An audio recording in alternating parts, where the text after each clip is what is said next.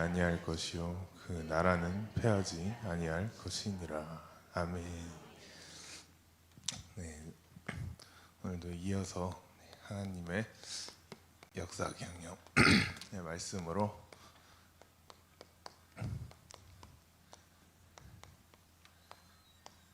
같이 상고를 하겠습니다. 하나님께서는 인류 역사를 진행해 오실 때를 보면 하나님께서는 전지전능하셔서 말씀 한마디로 물론 다 되게 하실 수 있으시지만 하나님께서는 항상 시대마다 사람을 세워서 역사하신 줄로 믿습니다. 그래서 창세기 1장에 그 처음 세운 사람이 바로 아담이었어요. 아담을 세우시고 인류 역사를 시작하셨다라는 것입니다. 그래서 아담을 세우시고 그 이후에 이제 노아 때도 오고 아브라함부터 해서 계속해서 쭉쭉쭉쭉 하다가 이제 모세 나오고 또 사사 나오고 나중에 결국 예수 그리스도 오셔서 12제자까지 이렇게 정말 시대마다 하나님께서는 항상 주의 종들을 세워서 그 시대에 하나님의 백성들을 양육하시고 또 인도하셔 오신 것을 저와 여러분들이 볼 수가 있습니다.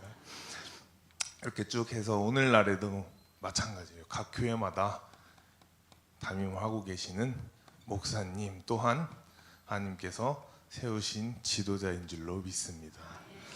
이렇게 영적 지도자들을 하나님께서 쭉 세우셨는데 정광 목사님께서 가르치셔서 이것을 교장 선생님과 같다, 학교에 계시는 교장 선생님과 같다라고 말씀을 하십니다. 요즘 학생들 말 잘 듣습니까? 안 듣습니까? 여기 계신 분은 또 다 자녀들 두신 분들이 많으실 텐데 안 듣습니다. 요셉이는 아직 학교를 가지는 않지만 요셉이만 봐도 여러분들 만약에 지나가다 요셉이 마주치시면 뭐 말을 걸어보거나 뭐 이렇게 주신다 하시면 본인이 마음에 안 드는 거면 안 먹어. 요즘에 안 먹어라는 말을 입에 달고 살고 있는 게 요셉인데 그것만 보더라도 이게 벌써부터 이 앞에 안자 이 부정한 단어들이 입에 착착 붙어가지고 안 먹어, 안 해, 싫어 이런 거를 반복하면서 지내고 있습니다. 그래서 어린 아이 때부터 학교 가는 그 초등학교, 중학교, 고등학교 가는 나이 보면 말을 안 들어요. 말을 안 듣습니다. 그리고 요즘에는 좌파들 또 혹은 워낙 뭐 인권 외치던 사람들 때문에 그들 덕분에 지금 교육계에 무슨 일이 일어나고 있습니까? 선생님들이 선생님이 아니에요. 제가 봤을 땐 친구 같습니다. 친구. 막 뉴스 기사 나는 것도 보면 학생들한테 뭐라 하지도 못하고 오히려 뭐라 하면 학생들이 되도록 욕을 한다든지. 저번 주인가 본 기사는 충격적이에요. 초등학생인데 여러분도 보셨을지 모르시겠지만 막 진짜 책가방을 던지고 교장 선생님한테 책가방을 던지고 막 욕을 하고. 요즘 아이들은 너무 또 빨리 알아가지고 뭐 나름대로 뭐 법도 알고 자기네들 이제 미성년자니까 처벌 안 되는 그것도 막 알면서 결국은 막 학생 인권 외치다가 지금 끝이 이렇게 나버린 것 같습니다. 그래서 저희가 정광 목사님께서 항상 말씀하시지만 정말 다음 세대 그리고 이 교육을 다시 바로 세워야 하는 줄로 믿습니다. 이대로 가다가는 선생이라는 자리가 없어질 것 같아요. 그냥 다 친구끼리 그냥 지내는 거고 이와 같이 이때 시대도 마찬가지예요. 아담 시대 때부터 인류 역사가 진행되어 오는 걸 보면 하나님께서 이 시대마다 영적 지도자를 학교에 교장 선생님으로 세우셨는데 이때도 마찬가지로 사람들이 다 말을 잘 들은 건 아니라는 거예요. 이때도 마찬가지로 시대마다 노아 때도 하나님께서 방주를 지어서 들어가라 하면 들어가야 되는데 다 들어갔어요, 안 들어갔어요? 오히려 몇 명만 들어갔어요. 노아와 그 8식구만 방주에 들어가고 나머지 학생들은 전부 말을 안 들은 거예요. 요즘같이 그냥 교장님한테 욕하고 무시하고 지내다가 결국은 하나님께 심판을 받은 것입니다. 아브라함도 마찬가지. 할례를 받으라면 받아야지. 아프다고 안 받으면 돼요, 안 돼요? 안 돼요. 받으라면 받아야 되는 거예요. 모세 때 홍해를 건너라면은 건너야 되는 거예요. 교장 선생님이 이스라엘 전 백성은 출애굽을 해서 홍해를 건너라 하면 건너야지. 애굽이 좋다고 남아 있는 사람들은 이때도 마찬가지로 하나님의 말씀을 듣지 않는, 교장 선생님의 말씀을 듣지 않는 그러한 학생이었다라는 것입니다.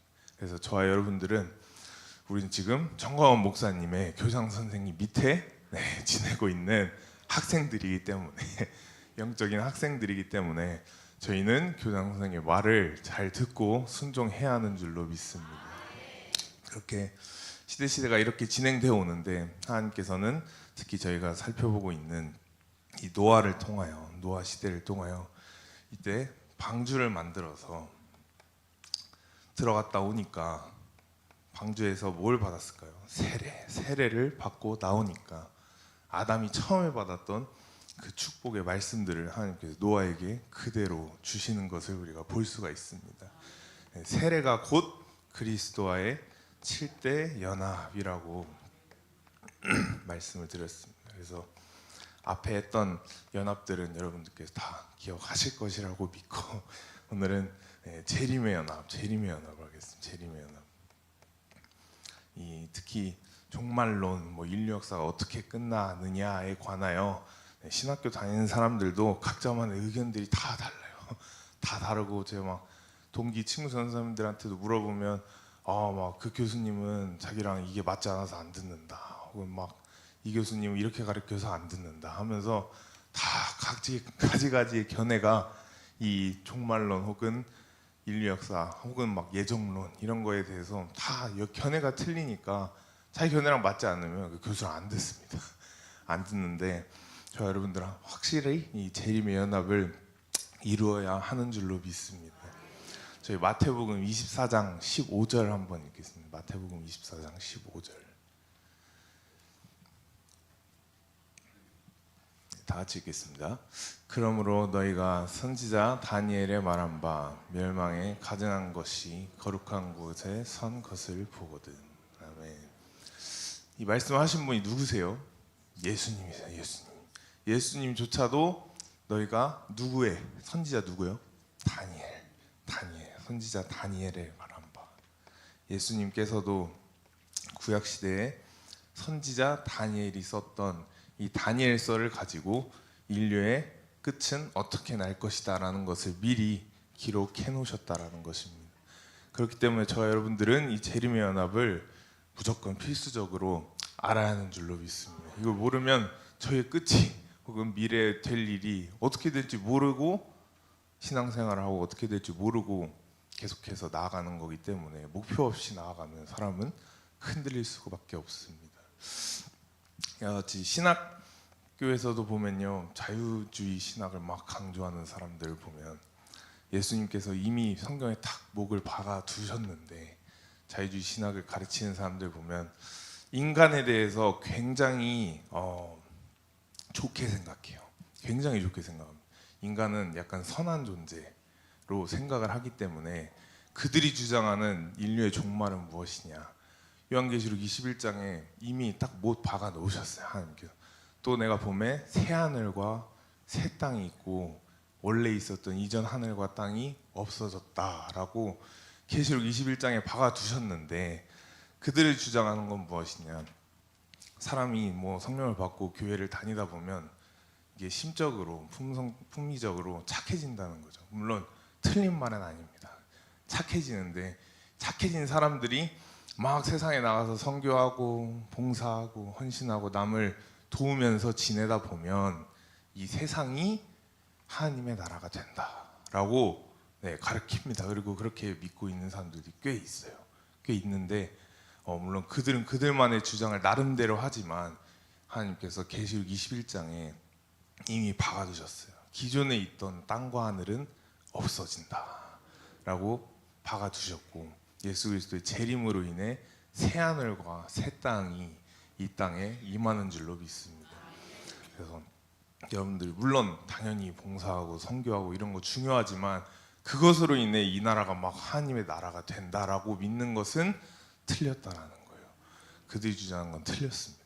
그렇기 때문에 저와 여러분들이 정광훈 목사님께서 가르치시는 다니엘서를 확실하게 알아야 한다라는 것입니다. 다니엘서는 총 3가지의 기둥으로 되어 있다고 말씀하고 있습니다. 2장의 기둥, 7장의 기둥, 그리고 9장의 기둥이 있는데 2장의 기둥을 보면 느부갓네살 왕이라는 한 바벨론의 왕을 하나님께서 선택하셔서 하나님을 믿지도 않음에도 불구하고 하나님께서는 시대마다 세상의 왕을 통하여서도 인류 역사를 이끌어 오신 줄로 믿습니다. 느부갓네살 왕을 통하여서 하나님께서 꿈을 꾸게 하셨다라고 나와 있어요. 다니엘서 2장에 꿈을 꾸게 하시고 느부갓네살 왕이 그 꿈을 꾸고 나서 도저히 해석이 안 되니까 왕들이 키우던 장관 차관급들 되는 왕 바로 밑에 있는 그런 뭐 점쟁이들부터 해서 뭐 예언자들, 뭐 주술사들 해서 다 불러 모읍니다. 구약 시대에도 그런 사람들이 있었어요. 모세 때 보세요. 모세 지팡이가 뭘로 변했죠? 뱀으로 변했죠. 뱀으로. 근데 뱀을 왜 변했습니까? 바로의 밑에 있는 사람들이 뱀으로 지팡이를 던지니까 변하니까 모세도 하나님께서 똑같이 하라. 지팡이를 던지라니까 던진 거예요. 그와 같이 구약 시대에서도 나름대로 기적을 행하던 하나님 믿지 않음에도 불구하고 그런 사람들이 있었다라는 거예요. 이와 같이 다니엘 시대 때 지금 바벨론 시대 때도 마찬가지로 느부갓네살 왕 밑에 왕이 키우던 그런 사람들이 있는데 왕이 불러다가 내 꿈을 한번 해석해봐라 라고 하시니까 왕이 그 대신 꿈을 말해줬을까요? 안 말해줬을까요? 안 말해주고 그냥 불러 모아다가 자기의 꿈을 해석해봐라 라고 말하니까 요즘 시대에도 이게 가능할까요? 불가능할까요? 아무리 AI가 발전했다 하더라도 AI한테 내가 어제 뭔 꿈을 꿨게 라고 물어보면 알 것 같아요? 모를 것 같아요? 몰라요. 모릅니다. 똑똑한 건 맞지만 저와 여러분들이 꿈에 대해서는 슈퍼컴퓨터 AI도 맞출 수가 없어요. 하지만 이 시대 때 지금 이 무리한 요구를 느부갓네살 왕이 자기 밑에 있는 그런 점쟁이 예언자들에게 시키는 거예요.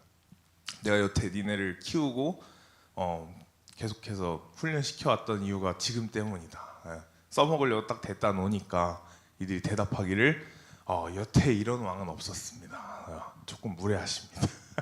하면서 꿈을 말을 해줘야 자기들이 해석을 해드릴 수 있다라고 말을 하니까 느부갓네살 왕이 괜히 바벨론의 왕이 된 게 아니에요. 멍청하지 않습니다. 그래서 니네들끼리 내가 꿈을 먼저 말해버리면 니네들끼리 서로 뭐 작당 모의해가지고 왕의 꿈은 이럽니다 이러고 속여버리면 알 길이 없으니까 먼저 맞춰봐라 내 꿈이 뭔지 라고 하니까 이들이 결국은 그건 불가능합니다 라고 하니까 왕이 열이 받아가지고 여태 왕이 먹던 음식들 왕이 누리던 거 다 같이 누리게 해주니까 결국은 써먹을 때 와서 써먹을 수가 없으니까 열받아가지고 왕이 싹 다 죽여버려 하고 군대장관 아리옥을 불러가지고 전부 다 그 점쟁이 예술가들을 처형시키려고 딱 준비를 하는 와중에 딱 세보니까 다니엘이랑 그죠? 다니엘의 세 친구 사드락 메삭 아벳느고가 그 자리에 없었다라는 거예요. 없었다. 그래서 찾으러 갑니다. 찾으러 가요. 다니엘은 분명히 그 시간에 뭘 하고 있었을까요? 기도를 하고 있었어요. 기도. 그래서 찾으러 가가지고 나와라. 그러니까 다니엘이 왜 그렇습니까? 그러니까 왕이 그냥 니네들 다 죽여버린대. 다 죽여버린다.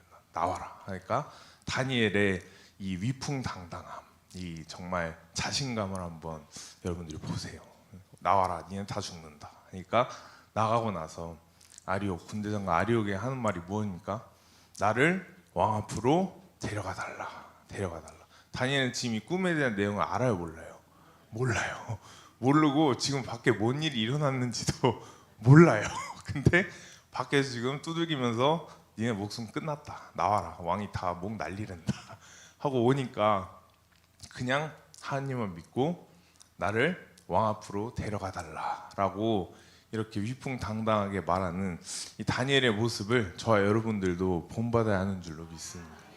다니엘의 입장에서는요, 지금 나가서 목 날아가거나 아니면 왕 한번 보고 뭐 꿈을 해석한다고 말을 하고 만약에 해석을 못해도 어찌됐든 목은 또 날아가요. 목은 날아가기 때문에 오늘 날아가나 내일 날아가나 그냥 하루라도 더 살고 보는 게 좋지 않나. 물론 다니엘은 그런 마음가짐이 아니었을 거야. 하지만 제가 인간적인 마음을 생각했을 때 그냥 뭐 하루라도 인생 더 살고 뭐 원 없이 뭐 하루 동안 먹고 싶은 거 다 먹고 하고 싶은 거 다 하다가 뭐 하나님께서 꿈 해석 안 주시면 그냥 순교하는 거죠. 하는 마음으로 가지 않았을까 싶습니다. 이와 같이 다니엘이 위풍당당하게 왕 앞으로 딱 가니까 왕이 기존에 말했던 똑같은 말 지금 다니엘에게 하는 거예요. 내가 뭔 꿈을 꾸었나 먼저 말을 해라. 먼저 말을 한 다음에 해석을 듣겠다라고 하니까 다니엘이 하루만 달랍니다. 하루만 시간을 주시면 하나님께 기도해서 왕의 꿈을 알아내겠다, 해석을 해드리겠다 하고 집으로 돌아오니까 다니엘의 새 친구 사드락 메삭 아벳느고에게 집으로 가는 길에 카카오톡을 단체 카카오톡을 엄청 돌리지 않았을까 싶어요. 긴급 공지로 해가지고 너와 우리의 목숨들이 24시간 남았다. 내일 되면 우리 다 목 날아간다 하면서 왕이 꿈을 꿨는데 그걸 해석해야 되는데 하나님께 같이 기도해달라라고 다니엘이 이제 단체톡을 막 돌리는 거예요. 같이 기도해달라고. 이와 같이 정말 중보기도에 힘이 있는 줄로 믿습니다. 저희 여러분들도 신앙생활 하다가 진짜 큰일을 앞두고 있거나 혹은 우리가 위기에 맞아 있을 때 주변 성도님들 그리고 가족들을 통하여 우리가 중보기도를 요청한다면 하나님께서 그것을 들어주신 줄로 믿습니다.